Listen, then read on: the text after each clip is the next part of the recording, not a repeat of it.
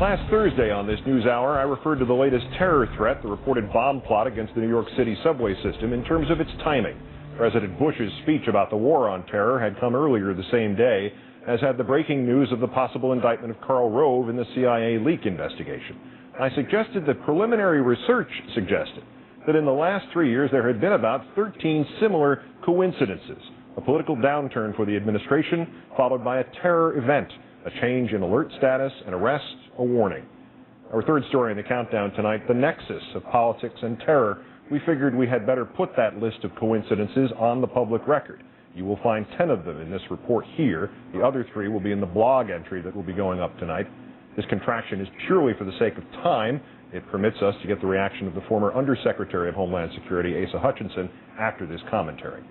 We bring you these coincidences reminding you and ourselves here that perhaps the simplest piece of wisdom in the world is called the logical fallacy. Just because event A occurs and then event B occurs, that does not automatically mean that event A caused event B.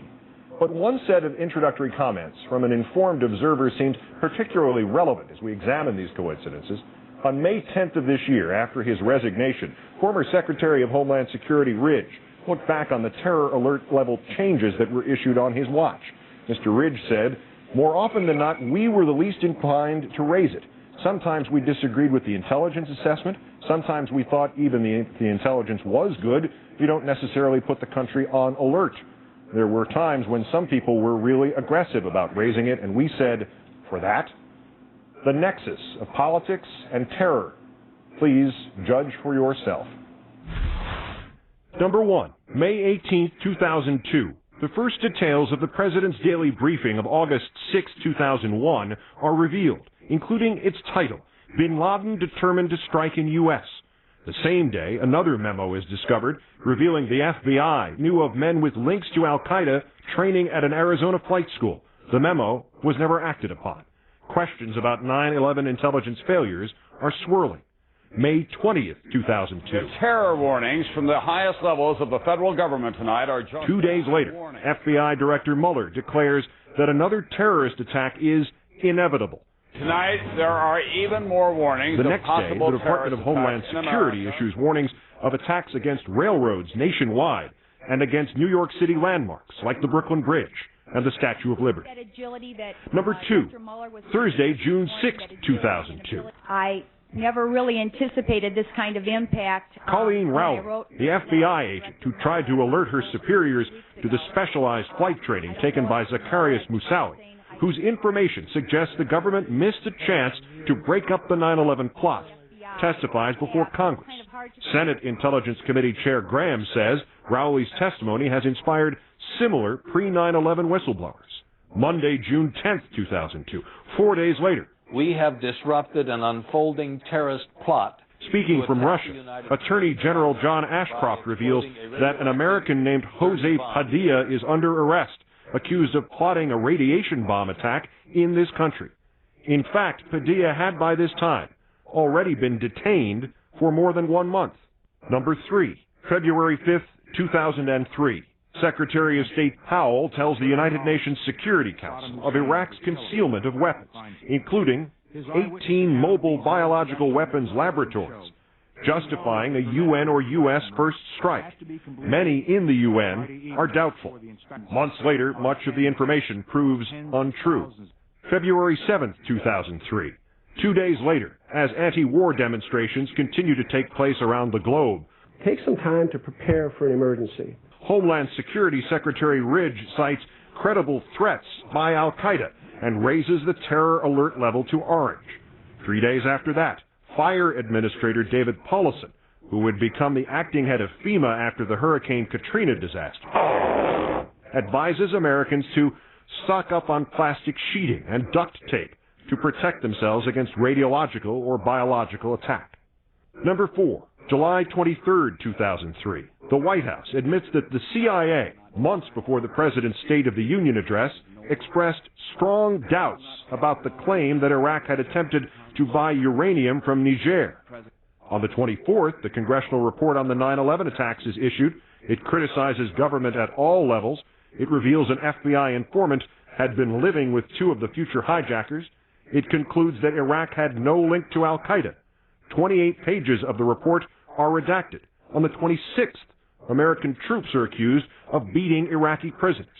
July 29, 2003, 3 days later, amid all of the negative headlines, Word of a possible new al-Qaeda attack. Homeland Security issues warnings of further terrorist attempts to use airplanes for suicide attacks. Number 5, December 17, 2003.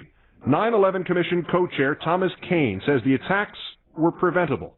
The next day, a federal appeals court says the government cannot detain suspected radiation bomber Jose Padilla indefinitely without charges, and the chief U.S. weapons inspector in Iraq, Dr. David Kay, who has previously announced he has found no weapons of mass destruction there, announces he will resign his post. December 21st, 2003, 4 days later, the Sunday before Christmas. Today, the United States government raised the national threat level. Homeland Security again raises the threat level to orange, claiming credible intelligence of further plots to crash airliners into U.S. cities. Subsequently, 6 international flights into this country are canceled after some passenger names purportedly produced matches on government no-fly lists. The French later identify those matched names. One belongs to an insurance salesman from Wales, another to an elderly Chinese woman, a third to a 5-year-old boy. Number 6, March 30th, 2004. The new chief weapons inspector in Iraq, Charles Dulfer, tells Congress, "We have still not found any WMD in that country." And, after weeks of having refused to appear before the 9/11 Commission, Condoleezza Rice relents and agrees to testify. On the 31st, 4 Blackwater USA contractors working in Iraq are murdered, their mutilated bodies dragged through the streets and left on public display in Fallujah. The role of civilian contractors in Iraq is now widely questioned. April 2nd, 2004. The FBI has issued a new warning tonight. Homeland Security issues a bulletin warning that terrorists may try to blow up buses and trains using fertilizer and fuel bombs, like the one detonated in Oklahoma City. Bombs stuffed into satchels or duffel bags. Number 7, May 16th, 2004. Secretary of State Powell appears on Meet the Press. Moderator Tim Russert closes by asking him about the enormous personal credibility Powell had placed before the UN in laying out a case against Saddam Hussein. An aide to Powell interrupts the question, saying the interview is over. I think that was one of your staff, Mr. Secretary. I don't think that's appropriate. Emily, get out of the way. Powell finishes his answer, admitting that much of the information he had been given about weapons of mass destruction in Iraq was inaccurate and wrong, and in some cases deliberately misleading. On the 21st, new photos showing mistreatment of Iraqi prisoners at Abu Ghraib prison are released. On the 24th, Associated Press video from Iraq confirms U.S. forces mistakenly bombed a wedding party, killing more than 40. Wednesday, May 26, 2004. 2 days later.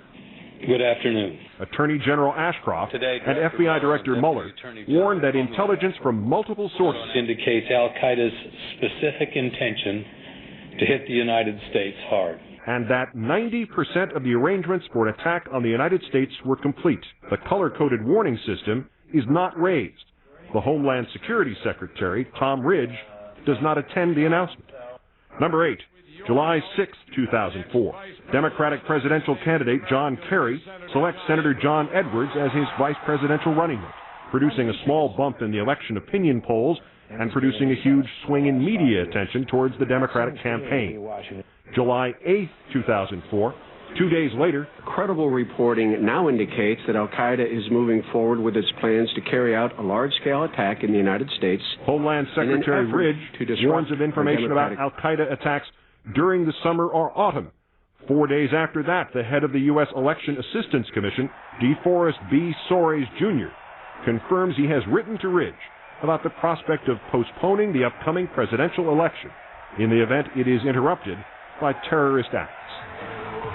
Number 9, July 29, 2004. At their party convention in Boston, the Democrats formally nominate John Kerry as their candidate for president. As in the wake of any convention, the Democrats now dominate the media attention over the subsequent weekend. August 1st, 2004. Monday morning, 3 days later, It is as reliable a group of sources that we've ever seen before. The Department of Homeland Security raises the alert status for financial centers in New York, New Jersey, and Washington to orange. The evidence supporting the warning, reconnaissance data left in a home in Iraq, later proves to be roughly 4 years old and largely out of date. Number 10. Last Thursday at 10 a.m. Eastern Time, the President addresses the National Endowment for Democracy, once again emphasizing the importance of the war on terror and insisting his government has broken up at least 10 terrorist plots since 9/11. At 3 p.m. Eastern Time, 5 hours after the President's speech has begun, the Associated Press reports that Karl Rove will testify again to the CIA leak grand jury, and that Special Prosecutor Fitzgerald has told Rove he cannot guarantee that he will not be indicted. We're awaiting a news conference at the bottom of the hour. New York City. At 5:17 p.m. Eastern Time, 7 hours after the President's speech has begun, New York officials disclose a bomb threat to the city's subway system based on information supplied by the federal government. A Homeland Security spokesman says the intelligence upon which the disclosure is based is of doubtful credibility. And it later proves that New York City had known of the threat for at least 3 days and had increased police presence in the subways long before making the announcement at that particular time. Local New York television station WNBC reports it had the story of the threats days in advance of the announcement, but was asked by high-ranking federal officials in New York and Washington to hold off on its story. Less than 4 days after having revealed the threat, Mayor Michael Bloomberg of New York says, "Since the period of the threat now seems to be passing, I think over the immediate future we'll slowly be winding down the enhanced security." While news organizations ranging from the New York Post to NBC News quote sources who say there was reason to believe the informant who triggered the warning simply made it up. A senior U.S. counterterrorism official tells the New York Times, quote, "There was no there. Coincidences are coincidences. We could probably construct a similar timeline of terror events and warnings and their seeming relationship to the opening of new Walmarts around the country. Are these coincidences signs that the government's approach has worked because none of the announced threats have ever materialized? Are they signs that the government has not yet mastered how and when to inform the public? Is there, in addition to the fog of war, a simple, rather benign fog of intelligence? But if merely a reasonable case can be made that any of these juxtapositions of events are more than just coincidences, it underscores the need for questions to be asked in this country. Questions about what is prudence and what is fear-mongering. Questions about which is the threat of death by terror and which is the terror of threat. Back with the former Undersecretary of Homeland Security, Asa Hutchinson, after this.